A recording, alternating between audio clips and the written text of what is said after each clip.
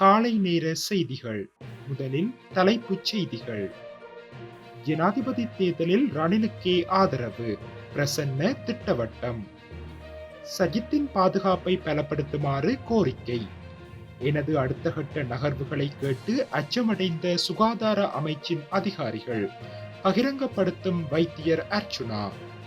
ரணில் ஏன் பயப்பட வேண்டும், ஜிஎல் பீரிஸ் விடுத்துள்ள சவால்.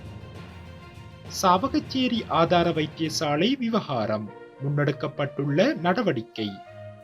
நாங்கள் எதற்கும் பயப்பட மாட்டோம், டொனால்ட் ட்ரம்ப் அறிவிப்பு. டொனால்ட் ட்ரம்ப் மீது துப்பாக்கிச் சூடு, எலான் மஸ்க் அதிரடி அறிவிப்பு. தொடர்வென விரிவான செய்திகள். எதிர்வரும் ஜனாதிபதி தேர்தலில் போட்டியிடுமாறு ஜனாதிபதி ரணில் விக்ரமசிங்கவை வற்புறுத்தவுள்ளதாக ஆளும் கட்சியின் பிரதான அமைப்பாளர் பிரசன்ன ரணதுங்க தெரிவித்துள்ளார். கம்பஹா உடுகம்பொல பிரதேசத்தில் நேற்று முன்தினம் நடைபெற்ற ஸ்ரீலங்கா பொதுஜன பெரமுனவின் பிரதிநிதிகள் மத்தியில் உரையாற்றும் போதே மேற்கண்டவாறு தெரிவித்துள்ளார். இதன்போது அவர் மேலும் குறிப்பிடுகையில், எதிர்வரும் 21ஆம் திகதி ஞாயிற்றுக்கிழமை ஜனாதிபதி ரணில் விக்ரமசிங்க தலைமையில் கடவத்த நகரில் பொதுக்கூட்டம் நடைபெறவுள்ளது. அரசின் திட்டத்தால் கவரப்பட்டவர்கள் ஏராளமானோர் உள்ளனர்.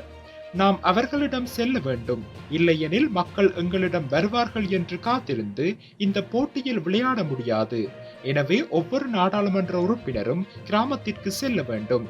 இம்மாதம் 17ஆம் திகதிக்கு பிறகு தேர்தல் திகதியை முடிவு செய்யும் முழு அதிகாரமும் தேர்தல் ஆணையாளருக்கு உள்ளது. ஜனாதிபதி தேர்தல் அக்டோபர் 15ஆம் திகதி நடாத்தப்பட வேண்டும். எங்கள் தரப்பிலிருந்து யார் ஜனாதிபதி தேர்தலில் போட்டியிடுவது என்பதில் உங்களுக்கு சிக்கல் இருக்கும் என சுட்டிக்காட்டியுள்ளார். எதிர்க்கட்சி தலைவர் சஜித் பிரேமதாசவின் பாதுகாப்பினை பலப்படுத்துமாறு கோரிக்கை விடுக்கப்பட்டுள்ளது. ஐக்கிய மக்கள் சக்தியின் நாடாளுமன்ற உறுப்பினர் எரான் விக்ரமரட்ன இந்த கோரிக்கையை விடுத்துள்ளார். ஜனாதிபதி தேர்தல் காலத்தில் அமெரிக்காவின் முன்னாள் ஜனாதிபதி டொனால்ட் ட்ரம்ப் மீது நடத்தப்பட்ட தாக்குதல் போன்ற தாக்குதல் நடத்தப்படக்கூடும் என்று அவர் அச்சம் வெளியிட்டுள்ளார். இதற்கமைய சஜித்தின் பாதுகாப்பினை பலப்படுத்தும் நடவடிக்கைகளை அரசாங்கம் உடனடியாக மேற்கொள்ள வேண்டும் என அவர் கோரியுள்ளார்.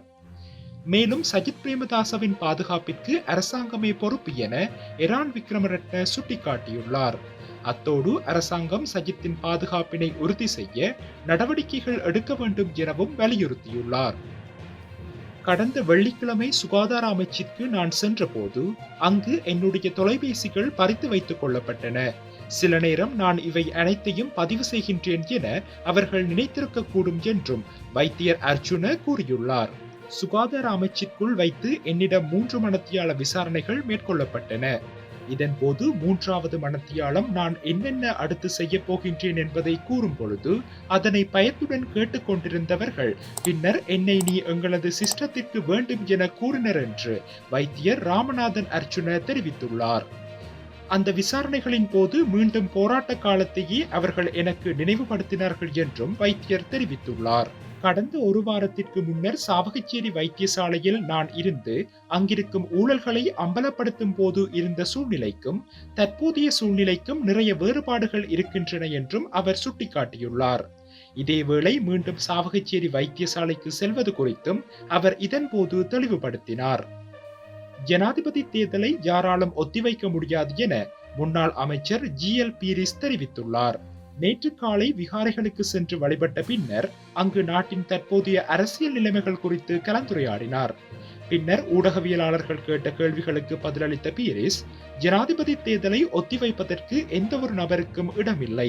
நாட்டின் பொருளாதாரம் வலுவாக கட்டியெழுப்பப்பட்டுள்ளதாகவும் நாட்டின் அனைத்து பிரச்சனைகளுக்கும் தீர்வு காணப்பட்டுள்ளதாகவும் ஜனாதிபதி பிரகடனப்படுத்தினால் தேர்தலை நடத்துவதற்கு ஏன் பயப்பட வேண்டும் எனவும் அவர் கேள்வி எழுப்பினார்.